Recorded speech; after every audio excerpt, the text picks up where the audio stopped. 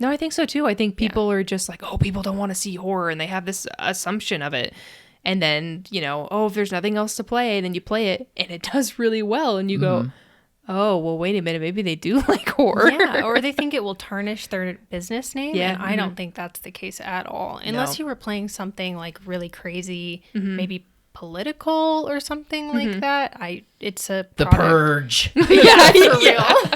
Even that, that was a very mainstream and very popular, but it's just another income stream that I think people need to focus on more.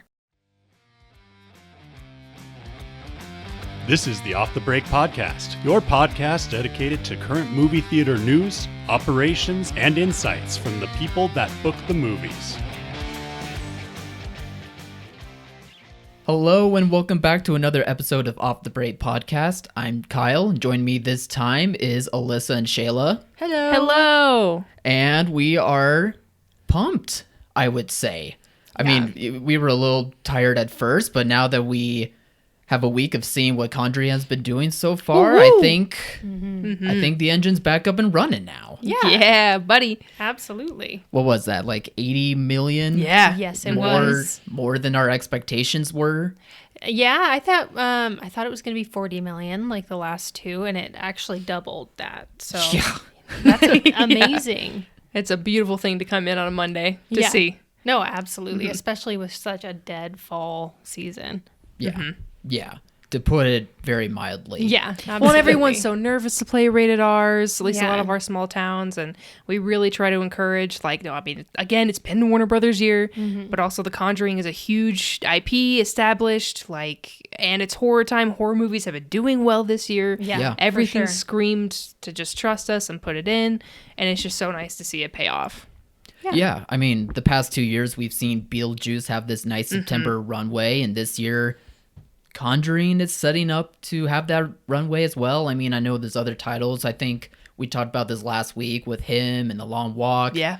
But they're a lot more R-rated. Like Him is more of a horror, but more of upscale horror for some people. Yeah. But no, Conjuring is just going to be having a good runway. So hopefully people decide to take a chance on this one, even though it's silly to say take a chance because it's part of a franchise. But Still, franchises rated can R. be scary. Yeah. Yeah, And it's for rated sure, R. and it's horror. yeah. Which a lot of people can be nervous about. Yeah, or shy away from, or completely just pass up on, which I think is kind of a mistake in some areas. Yeah. Because I think horror is universal, even in the small towns. No, I think so too. I think people are just like, oh, people don't want to see horror, and they have this assumption of it. And then, if there's nothing else to play, then you play it and it does really well. And you go, oh, well, wait a minute. Maybe they do like horror. Yeah, or they think it will tarnish their business name. Yeah. And I don't think that's the case at all. Unless you were playing something like really crazy, maybe political or something like that. It's a The product. Purge. Yeah, for real. Even that, that was a very mainstream and very popular, but it's just another income stream that I think people need to focus on more. Yeah, horror is always constant. Like, I think we obviously have seen the highs and lows of what certain genres do well in certain times, like comedies in the 2000s, as we've talked about in some of our bucket picks, or like the superhero craze of the 10s that we're seeing fade away in the 20s. Yeah. Horror has been like a mainstay since, I mean, it's been around forever, but especially like, I would argue the 70s was really like an uptick when we see like some of the more iconic The OGs, titles that I hear that you guys are trying to sort through. Speaking of which, like old classic horror titles. Yeah. I'm sure you guys are thinking of like those top tier ones that were there from the beginning. Yeah. No, it's great. Absolutely. It's great to have such a wide range too. Obviously, it's hard because Disney has a handle on a few of the family-friendly ones that we would want to book. Yeah. But there's such a broad range of if you want to go like OG scary, like Halloween, Texas Chainsaw Massacre, Friday 13th, all those you can. Or there's more kid-friendly ones like Coraline, Corpse Bride. Oh, sorry, Coraline is not available this year, so scratch that. Yeah. But, there's just, it's cool to have such a range to be able to play. Yeah. Which is fun. Yeah, definitely. Yeah. They wouldn't keep making horror films if they weren't making money. So Yeah, exactly. Well, they also, a lot of them can be made and can be profitable because of the budgets that come along with them. Like, they're not a very expensive genre to have studios take chances on, really. So especially this time of year, I know it's September, but again, we're seeing that September, past couple of years, we have seen that it's a good runway Yeah. to have horror movies do well, and even in parts of October. But once you get too close to Halloween or of Halloween weekend, you're not gonna get that same effect. Like you think people want to be scared on that day, on that weekend, when they want that runway, so that way they can have their Halloween to like, be able to party or trick or treat or have like the scary stuff come out. I was just talking to one of my theaters. We were laying out the schedule, and she said, "Oh, do you think we should play the classic scary Halloween movie on Halloween and that weekend?" It's like, well, you're right. Everybody's gonna be out trick or treating. It's so tempting. Or Halloween parties, or then it's November, and does it die? Like, yeah, it's still Halloween weekend, but you're kind of past that. Yeah. Like as soon as Halloween happens, then it's kind of the move on. Everyone's focused on the Halloween part. Yeah. Yeah, and you play it one day on Friday, and then you have 6 other days that are in November. And exactly. People are not watching horror movies in November. Yeah. No. Then it's Christmas, maybe. That's the Christmas runway. Yeah, for real. So, yeah, it's just this reminder that whatever the case may be, like maybe just give horror a bit more of a chance, especially around this time of year. We'll see how next year goes if we have a similar runway for some sort of horror title. But until then, like, whether it's Beetlejuice or whether it's Conjuring, like September is a good month. Yes. To maybe test that out. Definitely. Yeah. But yeah, anything else that you guys want to add on? Like any of the other things to mention when it comes to like Halloween bookings or what you guys are gearing up for, or even Halloween in general? No, I think it's nice to have a schedule ahead of time and to reach out to us, because there's a lot of anniversary years or a lot of things like I said, Coraline's unavailable, and there's just always something that's unavailable. So it's just nice to plan ahead of time if you can. Yeah. And just reach out to us so we can make sure they're all good and we have time to replace stuff. And yeah, absolutely. And the kids are in school. Start playing adult films. So that too, be prepared for adult film time, because holy, the R, I mean, we mentioned the R's, but every range, even not even horror, action R's, there's just so much rated R that even some it's just for language, or, just be open and to playing things that even if there's some language, you're just going to have to play an R. Yeah. I mean, there's light R's and there's heavy R's. It's like nobody's going to care really if it's, a light R. Sometimes it's literally just for language, like that Bob Dylan film. That was only for language. That probably shouldn't have even been a rated R, honestly. No, unless if smoking cigarettes counts. Yes, exactly. And then the Springsteen film is probably going to be the exact same thing. Yeah, that's a good point. I don't know if that rating has come out yet. I don't think so. It has not. I looked. It's becoming closer and closer. Because I feel like to the releases of like, actually we're switching, like Naked Gun. Yeah. Like being like, okay, what is it going to be? Yeah, and there's no rating for it yet. Yeah. Nope. And our theaters were just waiting. Yeah, they were waiting to book it. Like, oh, is it going to be R? If it's going to be R, then I don't want it. But if it's not R, then I want it. It's like, well, guys, you wanted it in the first place. Yeah. It's like you could play Tron for 2 months. That's like your only option at this point. Yeah, that's such a bummer about Mortal Kombat pushing back. Like, I know it's kind of a crowded month, but I think that and Tron don't quite have the same audience, so it could have worked in both ways. Yeah. Oh, yeah. Absolutely. And then you got Roofman in there too. Yeah. And that is probably going to be rated R too. I would think this so. rate, yeah. Let's find out. Probably. I don't think that has a rating either. Not rated too, I think. They're getting I'm sure you guys are. Oh, wait, no, I see an R rating now. Oh, well. Look at that. Yep. Language, nudity, and brief sexuality. Yep, it's rated R. There it is. I knew it. That was one of my ones that was up in the air. Oh, okay. Oh, boy. But hopefully that one does have a pop.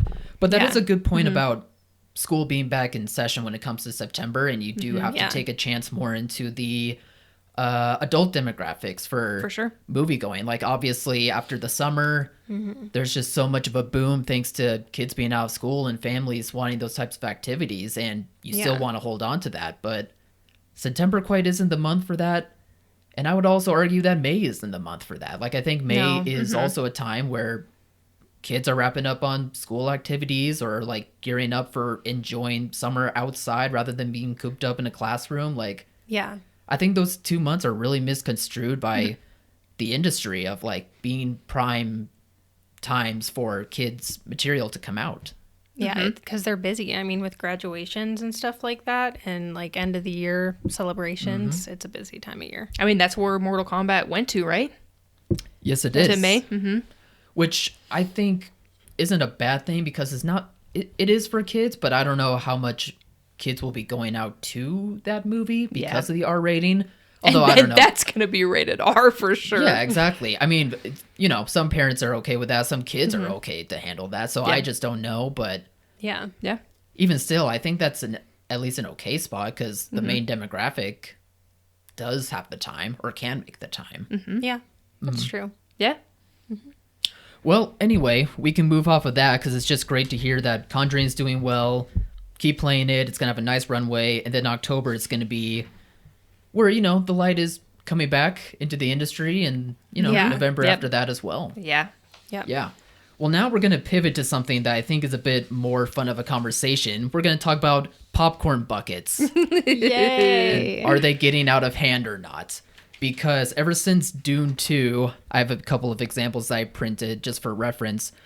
Ever since Dune 2 and their sandworm popcorn bucket, the explosion of this as like merchandising or as like a branded thing just to go and grab as like a collectible has just reached new heights. Like it feels like every movie has some sort of crazy design to them. I mean, Megan 2.0, Lilo and Stitch, Fantastic Four, Despicable Me 4 or 5 had like the baby carrier popcorn bucket. I mean, even that's why I was laughing at the Annabelle one, and I was seeing a bunch of videos of people bringing Annabelle to the Conjuring. Describe the Annabelle one. It's like the doll, the actual doll. The actual it doesn't doll. even look like a popcorn bucket. It's like I think her head comes off. There's maybe not. Maybe it's her body. I don't know. But no, actually, I think it's the doll. I think she holds the popcorn bucket. Oh, I think that's what it is. I think you can put her hands around it. Oh, okay. But like people were like, bringing Annabelle to see the Conjuring. Oh, that's so cute. So it's like, so it's stuff like that it's pretty cool. How is this one a popcorn bucket? It's what is the it? Snow White wishing well light up popcorn bucket, and it literally looks like a wig. I was gonna say that's not a wishing well. What is? What even is it? I don't know. That's not It the looks shape like of a a wishing. like a founding father's wig. I thought it was a wig. There was one for Jurassic World that was like a footprint of a dinosaur. Oh, that's so of a dinosaur foot, but like. I saw it with the picture of the popcorn, and it doesn't even fill up that deep because it's. See, that's where it's a shallow. That's where it gets out of hand. It still has to be a usable bucket. Yeah. Or funnel for the popcorn. When it's just like that, then it's like, okay, you're just creating I don't even know what. At that point, I mean, it's great that theaters, especially the chains, are bringing in a bit of fun when it comes to merchandising and when it comes to like.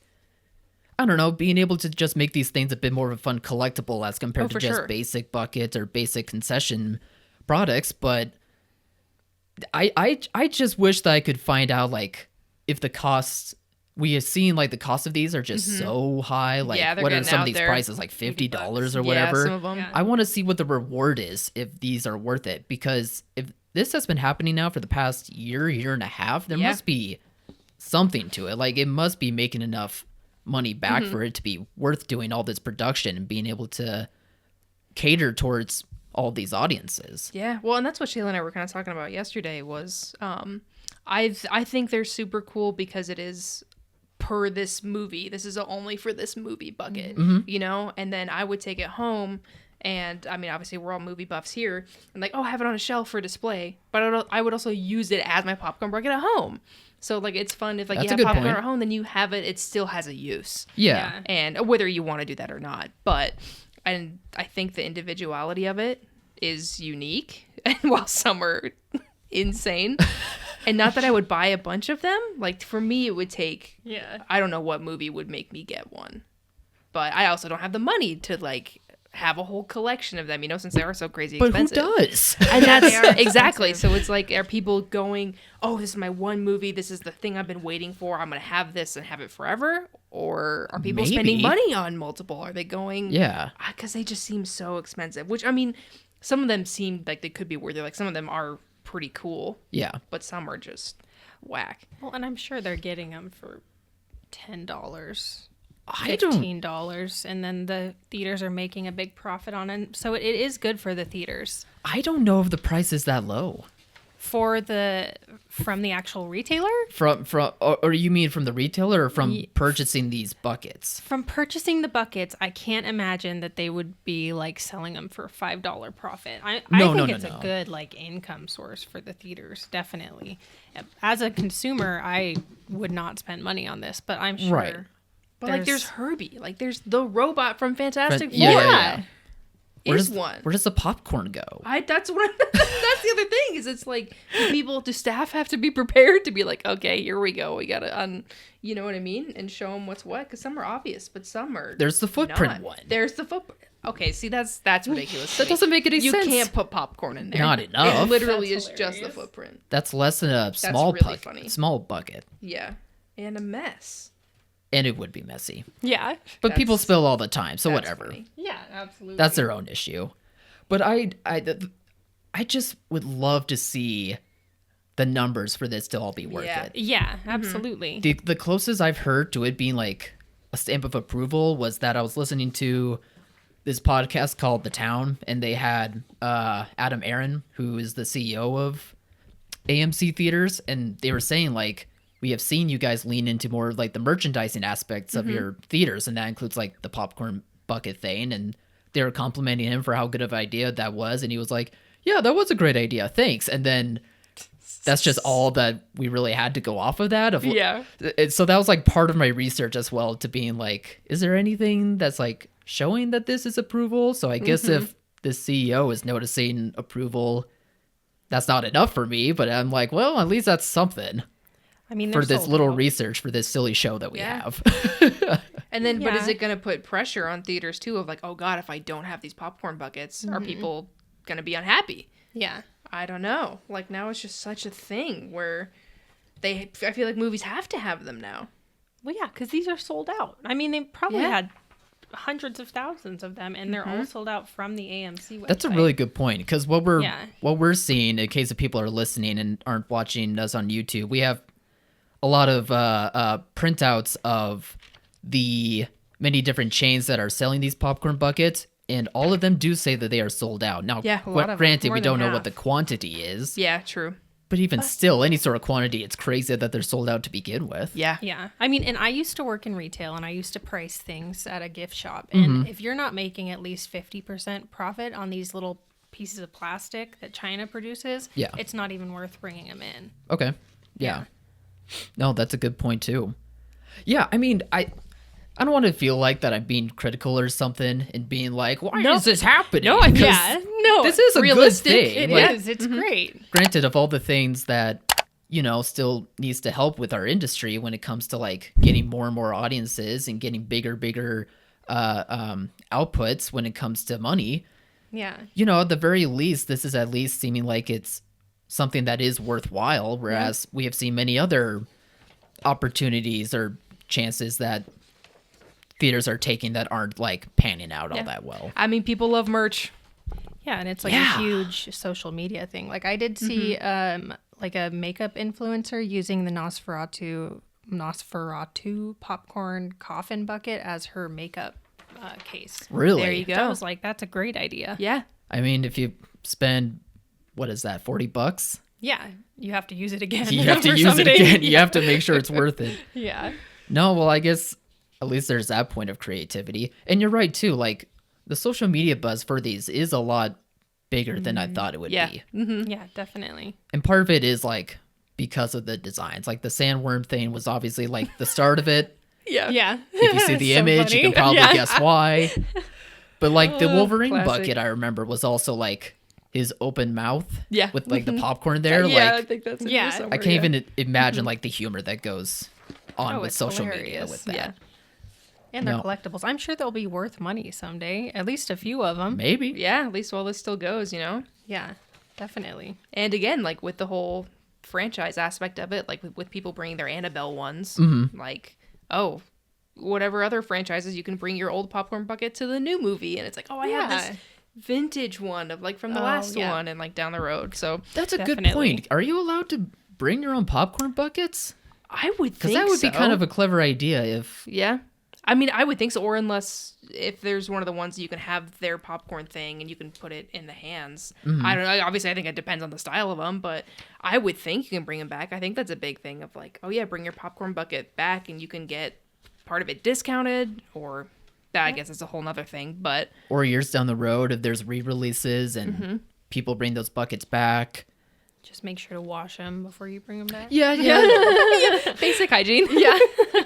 Yeah, let's definitely remember that. Yeah. No, like, I guess, yeah, it's taken off a lot more than I anticipated, and this has been a topic that I've really wanted to talk with you guys about. Yeah. Because it feels silly to be talking about it now because it's practically been, like, more than a year, but the craze is here. But the craze is here. Like, Yeah. we definitely have that stamp to where we're not, like, getting ahead of things, but... Yeah, I guess it's not slowing down. How so ridiculous not. will they get? I think we're already You know? there. I hope they get more ridiculous. I don't know how. I love them.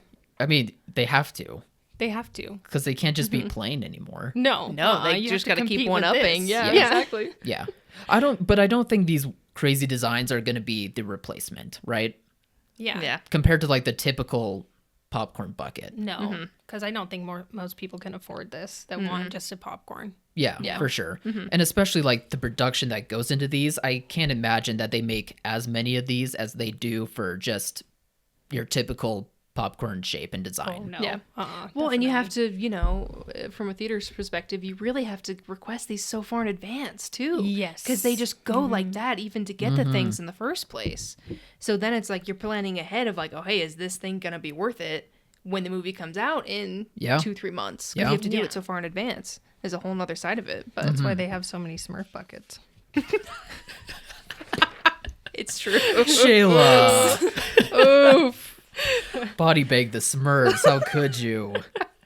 I'm a I think realist. they did that themselves. Yeah. No, that's might be. I think that's fair. We wish that one did well. We promise. We really do. Yeah, Yeah. rooting for it. I love Rihanna. I'm so sad for her, but I wonder if she's upset by it too. probably. I don't know. I don't know. She just needs to put out an album. Rihanna, if you're listening to this, put out an album, and everything will be forgiven. Not gonna be for a long time. Yeah. Not gonna be for a long time. All right. Well, if we don't have anything else to add, do we want to just talk about the movie that we all saw? Yes. Do it up. All right, Shayla, how about you kick us off? What was it? It was Slither. I don't remember what year it came out. 2006. 2006. March 31st, 2006. Wow, March title. Crazy. I know, that is a crazy No one March saw title. this. No one saw this. Nobody saw this. No way. It was so good. I love every minute of it. It's very James Gunn. Like there's like horrifying, gross body horror happening and like some 80s song playing in the background. Like, and I like the concept of it. And it was just like a fun movie that was also really disgusting at the same time. So disgusting. Was it that disgusting?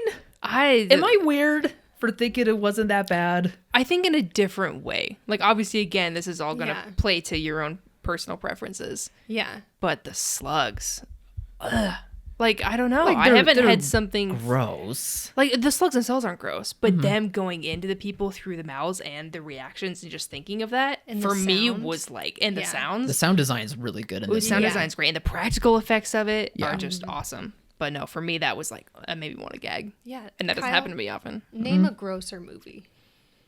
Ooh. Human Centipede? I don't know. Like, That one if was I'm, okay, pretty that's foul, fair. but- if I'm going, I mean, that's far down the rabbit hole. That was very far down that the was rabbit very hole. lowbrow for me to choose that. But I It was. I'm You just were talking- put on the point, though. It's fair. like I think the prosthetics and the makeup that is used to like make, especially like the creature design of Michael Rooker's character and what he Oh, yeah. transforms into, like yeah. it is effective. It does hit. It is like grotesque. Yeah. and- Yeah. but like I was able to like, it doesn't stay with me.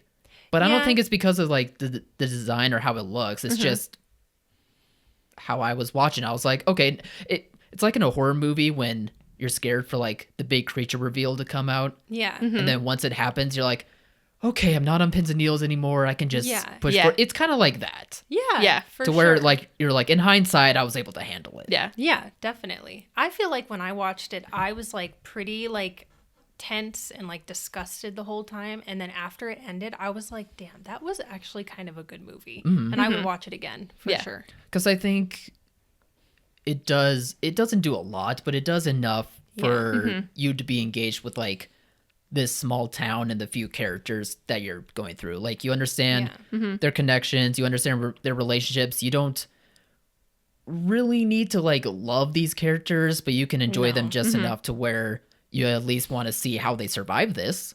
How they survive this invasion, essentially. Yeah, it's like a sitcom gone wrong. Like yeah, that's a good description. And I think with Nathan Fillion as like the lead of this, it doesn't happen often, obviously, but everyone knows who the guy is. He does well in these types of lanes to where it has to be like obscure, quirky. Like that's where he really shines. Yeah, for sure. Especially for like a lead role like this. And then, you know, he's in like other movies as like the side character and he can play like straight. Yeah. But for like lead roles, it really works well for like how he is as an actor. Yeah. Gotta have a bit of quirk. Definitely. And his like serious comedic timing to all of it is pretty good. Yeah. Like there was this one part where he sees they like go into the big flesh orgy or whatever it is. I mean, basically. And he's like, that's pretty disgusting. Like that's disgusting. Don't worry, Shayla, I'll bleep you out. Okay, thank you so much. 2 in a row, though. Not bad. I know. I need to stop. I'm getting too comfortable doing this podcast. Remember at the beginning... I think that's the line, though, too. So. Yeah. Remember at the beginning where we couldn't handle being in front of a microphone, and now look at us. I know. We're so comfortable. Right? This is the power that a microphone has on people. Anyway, hey, keep I'm going. quoting somebody else this time, so... Fair enough. But yeah, that gave me a little chuckle. Like the comedic timing is on point with he shines well in this one. Yeah. Yeah, like it's not a straight horror comedy. Like it is a comedy in parts, but it is played effectively and realistically. I guess like that is like just very obvious ways of freaking out to a moment and then reacting accordingly, rather than it being so laugh out loud, ridiculous levels of comedy. I don't know if that makes sense, but no, I think it knew what it was and it played well to its strengths and just like is a perfect little, you know, a bubble of a movie of itself, and it's great. I don't know that I would watch it again, but I'm happy that I've seen it. And I was also, now that I think about it, unfortunately wasn't able to watch this at home, so I watched it here, but I had headphones in. And that made it a different experience too. Oh, okay. Definitely. Because then you hear the slippy and the grill, like, I don't know, with headphones as a whole, especially with horror, is such a different experience. Oh, you're immersed. And holy, I was in it. And I was like, I don't think I want to be in it. No, I'm a sucker for good effects and practical effects. And it was so fun to see how gross it was, but without CGI. And it's still refreshing to see and to go back. And it thriving. It's just fun. Yeah, for sure. This movie is a good example of the balance of practical and CGI. Yeah. Because there is CGI used in this movie, but the practical parts are worth it. Yeah. Yeah, definitely. That's what's memorable. For sure. Yeah. For sure. And Shayla, last week you did explain why, or when you saw this movie and how it rocked you. Do you want to repeat it again, just in case if people have missed that? Yeah. So my husband, he used to put on a movie every night. Now he just watches Ancient Aliens every night, which is horrifying. But Spooky. Even worse. But so he just randomly put this movie on. He didn't tell me anything about it. Obviously I like saw the beginning of it, but I was not prepared. You just went in cold. Yeah. Dang. Disgusting this movie was. It was like shocking. And I watched it all and you know, I was disgusted, but then I was thinking about it later and I was like, oh, this was actually a pretty good movie. And I showed it to my brother and his roommate and everything. And but Right on. it was a Travis movie. Because that's what we're doing for this next slate of popcorn picks. We wanted to be a scary movie that just really stood out to us in a certain way of just like being scared or just rocked us. So that's why I just wanted to make sure that people knew about that. Yeah, but no, absolutely. if we don't have anything else to add on for the let's movie, get to it. you can pick the next one. Oh my gosh, 3 in a row. Okay. Yeah, you didn't add any more, right? No, no, I did not. Look another one in there. All right, The Ring. Ooh, boy. This has been on my list. I have not seen it. A must-watch for me as well. That's Cody. This is because we have to show the doodle of her coming out of the well.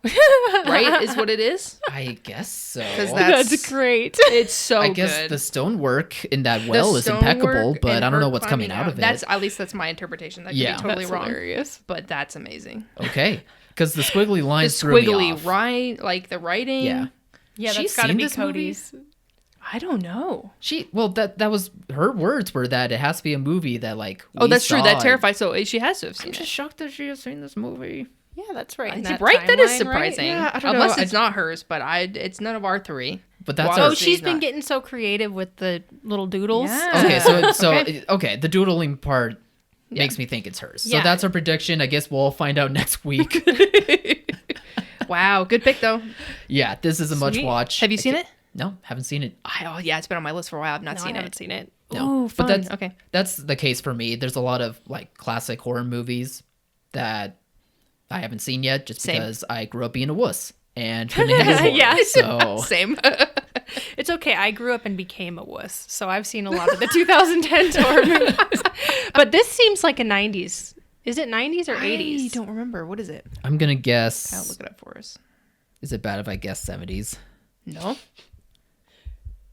I feel like people will get I think it's offended more by recent that. than that. But Rain horror movie. I tried to click rain, and then that was like the wrong way to go. so many. Maybe I'm thinking of a different movie. The Grudge, maybe. Am I thinking of The Grudge? No, I'm thinking of like an older movie. Why am I getting 2002? Is this from 2002? Yeah, no, that tracks. That makes No, more yeah, that's sense. Cody's, I have to be definitely. thinking of a different movie. That is Yeah, for that's sure. her Cody's. era. Okay, I'm thinking of a different movie. I don't know why I thought it was a 70s movie. I don't know what I'm thinking of. But that makes a bit more sense at least. Cool.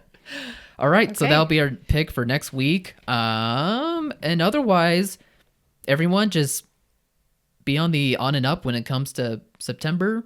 Conjuring is doing great. So Yeah. Keep it up. yeah, keep up the good work, everyone, and we'll be back next week for another episode. All right. All right. Bye. Bye, everyone. See ya.